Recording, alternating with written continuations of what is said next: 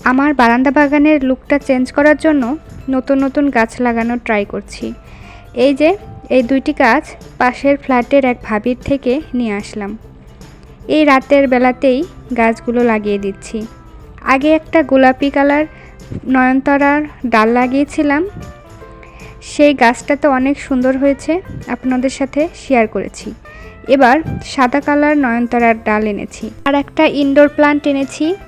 এই গাছটির নাম হচ্ছে রিও। এই ইনডোর প্লান্টের পাতাগুলো দেখতে অনেক সুন্দর, নিচের দিকে বেগুনি কালার আর উপরের দিকে সবুজ। এখন দেখার পালা এই গাছগুলো হতে কতদিন সময় লাগে।